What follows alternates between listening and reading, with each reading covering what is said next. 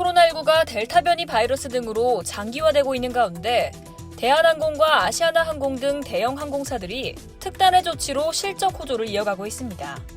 반면 일본 항공사들은 최악의 적자를 벗어나지 못하고 있습니다. 30일 금융정보업체 YG리포트에 따르면 대한항공의 2분기 실적 컨센서스는 매출액이 전년 동기 대비 10.49% 증가한 1조 9,097억 원, 영업이익은 1.87% 증가한 1,122억 원입니다.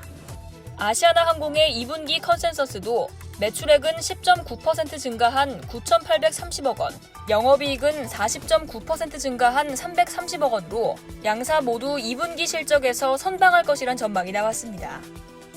대한항공이 화물 사업을 통해 위기를 극복하고 있는 건 대형 화물기단 덕분입니다.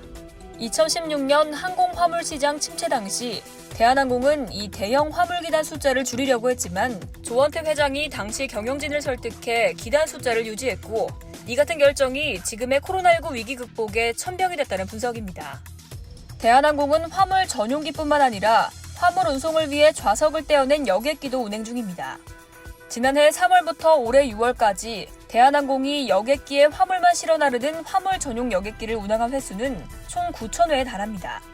월 평균 550회를 넘는 수치입니다. 특히 최근에는 망고와 두리안 같은 열대과일 등 특수화물을 수송하고 있습니다. 특수화물의 경우 일반 화물 대비 운임이 높습니다. 여기에 높은 수준을 이어가고 있는 항공운임 역시 화물사업 호조세를 뒷받침하고 있습니다. 항공화물 운임지수인 TAC 지수의 지난달 홍콩 북미 노선 운임은 1kg당 7.89달러로 지난해 최고치였던 7.73달러를 상회했습니다. 앞서 5월에는 사상 최고치인 8.70달러까지 치솟기도 했습니다. 하반기 역시 운임 고공행진은 지속될 것으로 전망되는데요. 항공업계 한 관계자는 공급 확대 노력에도 여전히 수요를 따라잡지 못하는 측면이 있다며 하반기 역시 비슷한 상황이 이어질 가능성이 높다고 말했습니다. 반면 일본의 항공사들은 적자를 면치 못하고 있습니다.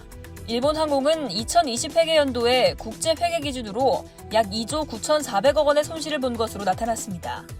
일본의 최대 항공사인 전일본 공수의 아나홀딩스도 약 4조 1,550억 원의 적자를 냈다고 밝혔습니다. 이에 일본 항공사들은 승무원들을 기업에 강사로 파견시켜 고객 응대 방법 등의 교육 사업을 시작했습니다. 일본 항공사들은 경영에 어려움을 겪자 내년도 봄 신입사원 채용 규모를 예년보다 90%가량 축소할 예정인데요.